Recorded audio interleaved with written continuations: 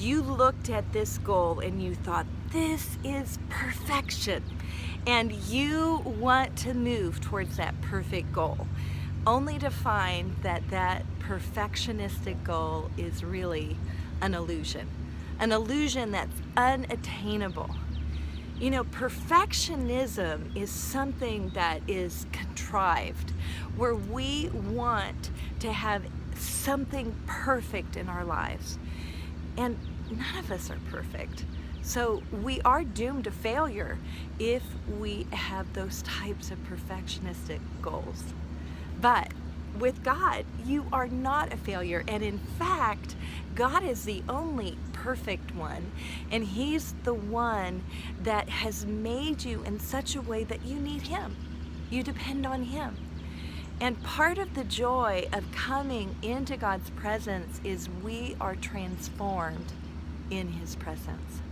I love this story that this chapter begins with, where Amy talks about how she had the perfect illusion of a life. Then it all came crashing down. It came crashing down when the one that she thought she loved rejected her.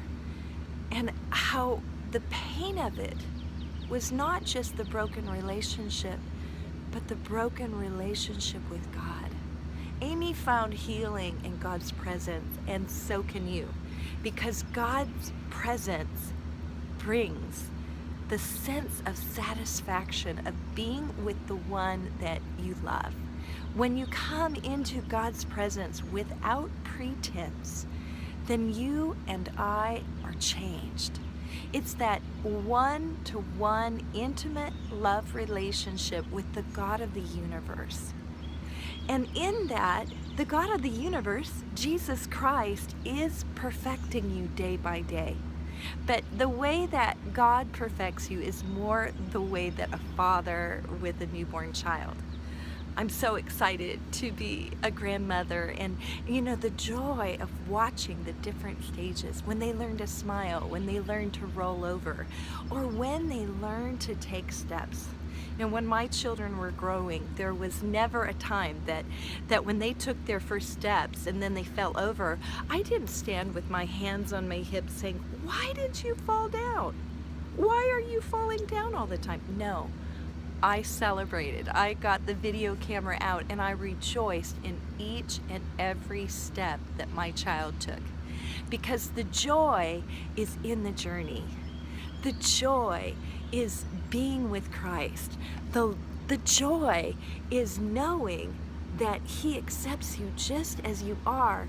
And His way of perfecting you is that you're changed in His presence. And in His presence is fullness of joy. And so you get to stop striving, you get to stop performing, you get to stop trying so hard, and you get to let go and let God. And just as in Amy's story, where what she thought was perfect really wasn't, God had something so much better for her, and that's how it is for you. God has something so much better for you. So just turn to your friend and say, you don't have to be perfect. You don't have to pretend to be perfect. You don't have to try to be perfect.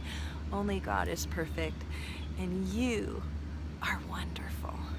Because I think sometimes it's even in our imperfections and our quirks, and that you know, we're clay pots, and God's beauty and His light, it radiates, and people can look at us and they know we're flawed. We know they're imperfect, but what happens is the light of God is able to shine through us, and God is able to use us. And people just think, if God can use them, He can use anyone, and that's true.